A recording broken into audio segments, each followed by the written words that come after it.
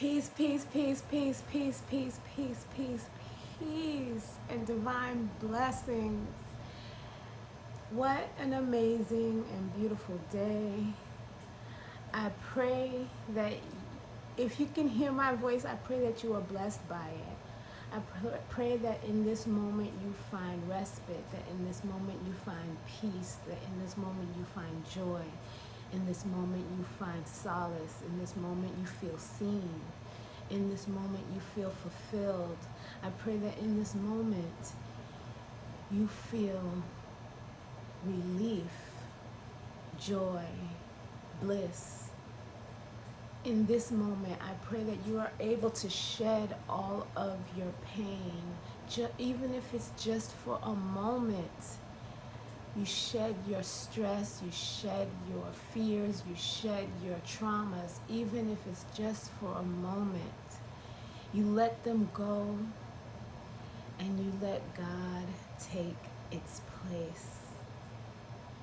I pray that wherever you are in the world, that you are well, that you are beyond any suffering, that you are working towards being your most best and greatest self, your most best. I pray in this moment for love, light, and light, for peace, balance, and bliss, for truth, justice, order, equality, reciprocity, for health, happiness, and wholeness. I pray in this moment that the world around you, the chaos, the utopia, whichever is around you, that you feel supported and capable to deal with what comes your way. I pray this for you because I pray this for me. Thank you for joining me today. I am in a mood. I am feeling very vulnerable right now, and I am grateful to have woken up this morning. I'm grateful to be in my body, to be of sound mind. There's a lot going on in the world. And this is why and that is exactly why I do these Sunday sessions, these Sunday check-ins, these Sunday series, this Sunday series, because I just want to make a space for the community around me and the community that chooses me to find just a moment of peace, to reset, reclaim, rejuvenate, restore a piece of your mind, a piece of your heart, your soul, your spirit, even if just for a moment. I pray that you are able to find me this moment. If you like me, please subscribe. And come back, please share. If you like what you hear, if you like the space I'm creating, that we're creating, a place for us to heal, even if just for a moment. A moment can be a lifetime. A moment can set the tone for your day. A moment can set the tone for your week. A moment can shift something in you for the rest of your life. And I pray that this moment right here, where you're joining me, can be that moment. I pray that if it's not that moment for you, that you will share it with someone for whom it could be that moment. That if it is that moment for you, you will still share it with someone who may also benefit from having a moment of breathing deeper, a moment of thinking differently, a moment of shifting ideas and ideals and ideologies and dogma to a space that allows for freedom, for healing, for peace, for bliss.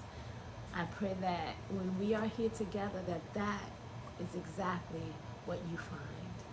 For freedom, you find freedom, bliss, joy, peace.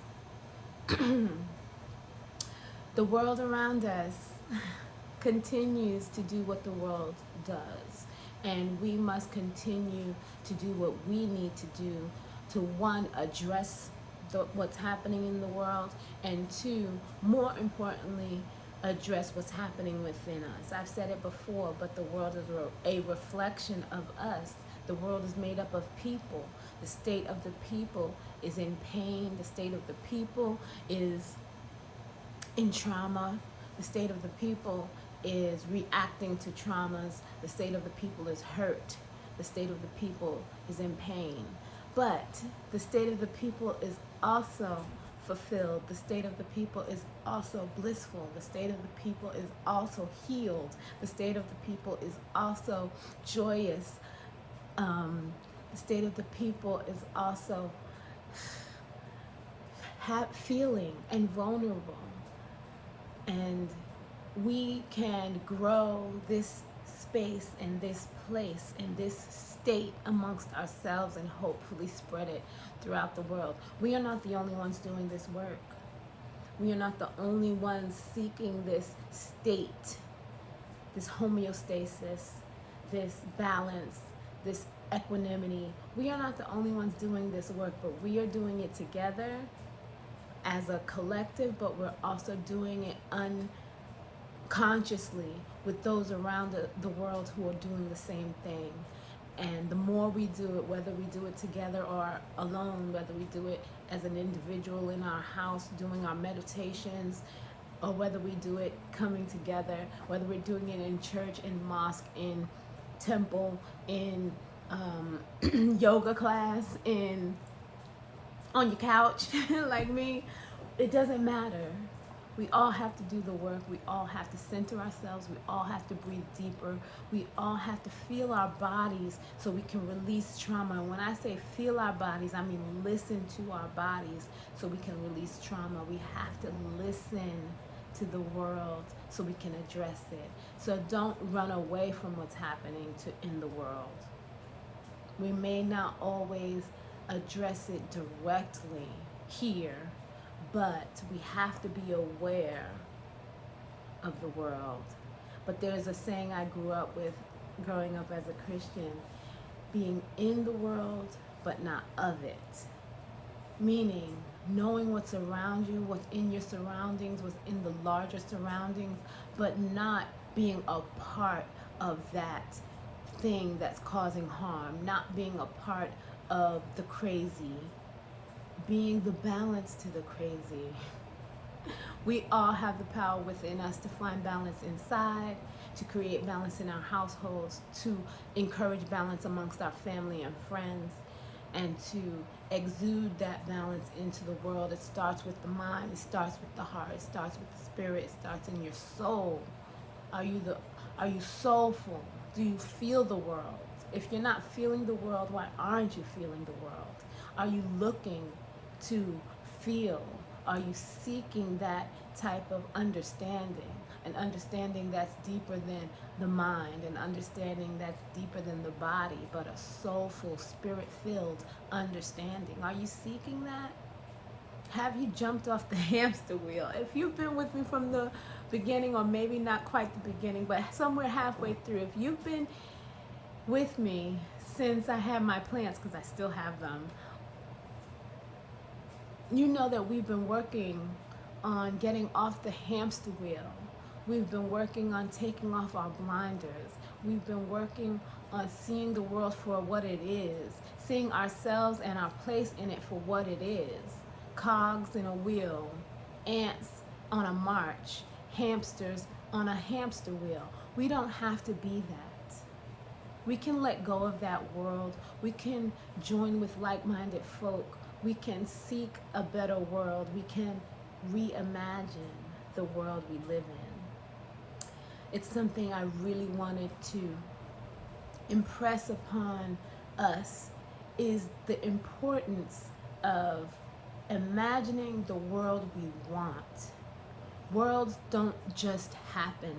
Someone imagined a world. A group of people imagined a world. They created that world from their imagination. And we want a different world, don't we? We want a world where people can find peace, where people are not being destroyed, where cultures and environments are not being torn down for the sake of someone's pockets, for someone's bank account, for someone's ego. We look around the world and we think human beings must be the most powerful thing, the most powerful thing on earth. But earth is the most powerful thing on earth, and it will swallow us all whole if we don't get our act together. So if you're out there and you're still on the hamster wheel, you're still running on that track with your blinders on, you're still seeing the world as this place where you need to run a race, where you need to have individual success, where you need to have money beyond the average person, or money, period, right? We all think we need money, but do we really need money? We all think we need that job, but do we really need that job? Have we analyzed what the job is doing to us? Have we analyzed what the job is doing to the world? Have we analyzed the impact we're having on our own soul, on our spirit, by being there on that hamster wheel? Have we analyzed what is happening in the world as a result of us being cogs in a wheel, ants on a march, hamsters on a wheel? Have we analyzed this? I know it seems unfathomable to many a lot of times to think, can we even live? That's the way the world is. Can we even live in a world that's different?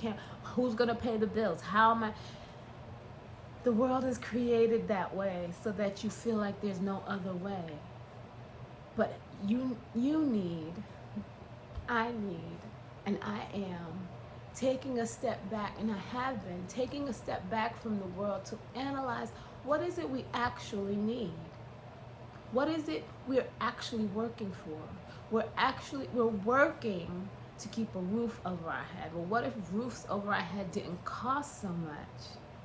We're working to keep food in our refrigerator, but what if food didn't cost so much? What if I could grow my own food and therefore lower my cost of living and therefore have to be able to work less? Are we imagining the world we want?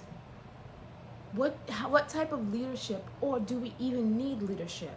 Aren't we all leaders? Maybe we need a council as opposed to a single figurehead leader. Maybe we need a council of elders. Maybe we need to return to many of the indigenous ways of our ancient peoples from across the world. Maybe we need to analyze their lives and see what worked and what didn't work, what we can take and glean from how they lived their lives that we can bring into the future. Sankofa, reach back and get it. Maybe we need to imagine a whole new world that doesn't even come from anything that we've seen before, which is probably impossible because we are a continuum of existence. I am my grandmother, I am my great-grandfather, I am the past, and I am the future, right? So if we are imagining a world that maybe the roof over our head doesn't cost as much, maybe it doesn't cost anything.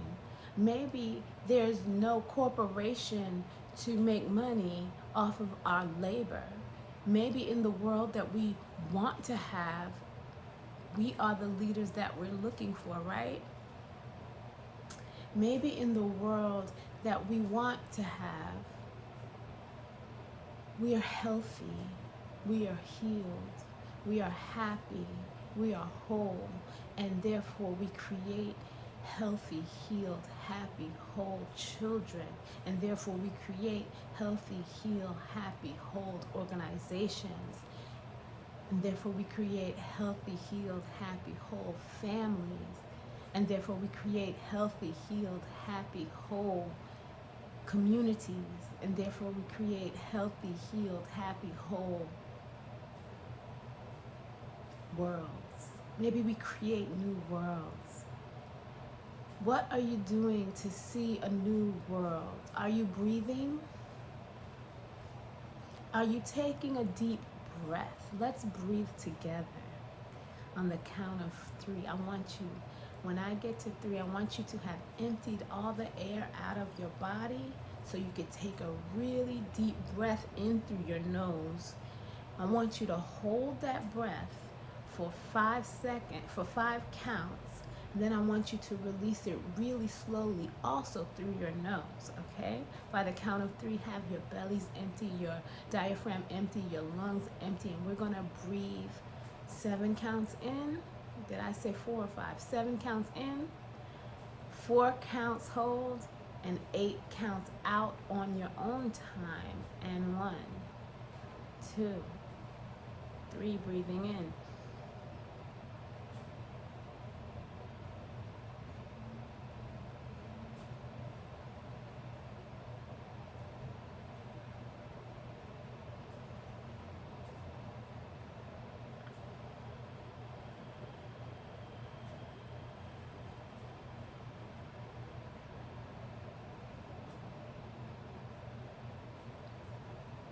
Again.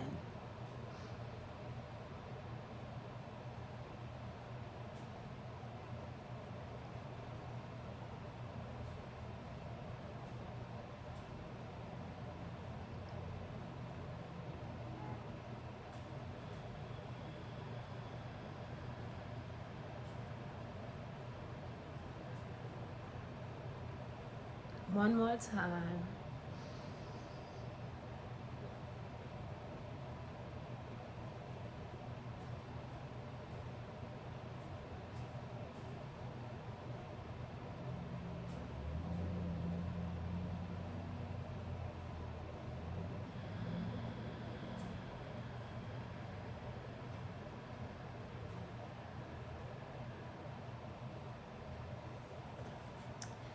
When you're ready, open your eyes. Blink them open and open your eyes. Excuse me. So, when I think of a world that I want to live in, like I said, we don't have to work for food and shelter. Those things are human rights and they belong to us. They are our divine right to have a roof over our head and food in our belly. Maybe we grow the food, maybe we build the roof, but those things are human rights. And as a human, I deserve those things. We should not have to work for someone else to pay another person to have shelter. I see a world that is guarded by a council of elders, where problems arise. If they arise, we take it to our elders. A council of grandparents, great-grands, who have experienced life and have been through enough that they can decipher between issues for the people. I imagine a world where there's also a council of youth that determines the direction of community. I see a world where a household consists of 3 to 5 generations. There's no need for an 18 or 21-year-old to go off and live somewhere else. And families take care of one another generationally. Elders take care of children, parents take care of elders, and everyone is taken care of. I imagine a world where incarceration doesn't exist. I imagine a world where rehabilitation and mental health, wellness, is the chosen mode of healing for those who commit or cause problems in community. I imagine a world where nations, communities, states commune with one another to prevent violence. I imagine a world where those who commit violence are held accountable. It may seem ideological, it may seem impractical, but I'm sure the world we live in at some point to someone seemed impractical. We have to be able to imagine a world different from the one we live in. And in doing that, and in that imagination, we also have to imagine a self different than who we are. We may have to let go of a bunch of the BS. We may have to let go of some parts of our dreams. If your dream is to be on top of someone, to own something that should be free, if your dream is to have a lot of things to make you feel like a person, to make you feel validated in the world, if your dreams are to hold on to ideologies that do not serve you, then I pray for you to reimagine, to reevaluate those dreams, those desires, those wants. We may have to let go of personal ownership of things in order to have the world we really want, in order to have a world that's safe for everyone. We may need to end the concept and the idea of hoarding wealth, of generational wealth. You might have to reimagine the concept, the definition of wealth itself. Because the world we live in, where everyone wants to gain more, to have more, to have more things, to have more money, to have more entitlement, to have more space, this world isn't working. And it's going to take a lot of us to come together, realize that the world we live in isn't working, and to start working towards a world that works for everyone.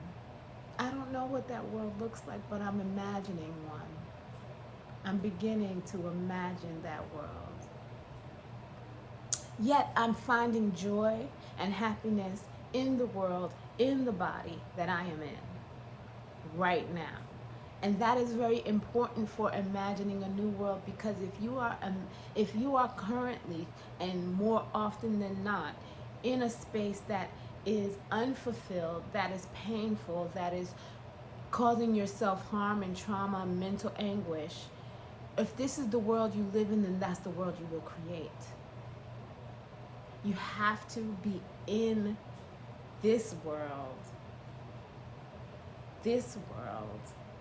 in the body, in the mind, in the spirit, in your soul. You have to be living in it in a way that helps you to imagine a better you. You have to live in your body and imagine a better body while loving the body you're in. You have to be in your mind and imagining a better mind while loving the mind you have.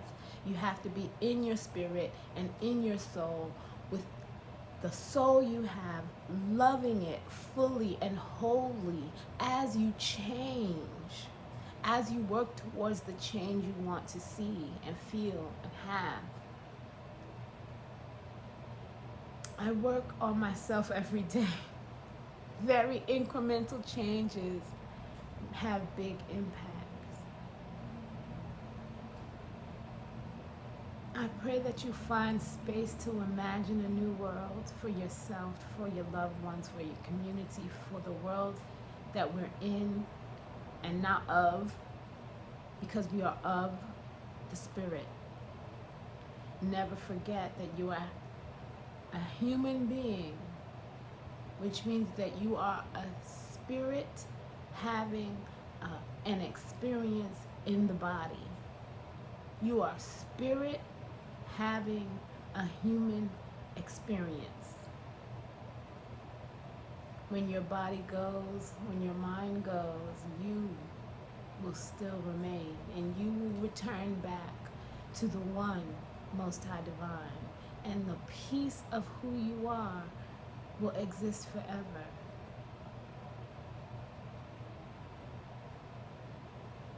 Peace. I love y'all. Please share. Please share. Please like. Please subscribe. I love you all. Take this message with you in the week. Find your bliss, find your peace, find your joy, multiply it, and we'll see you again next week. Peace.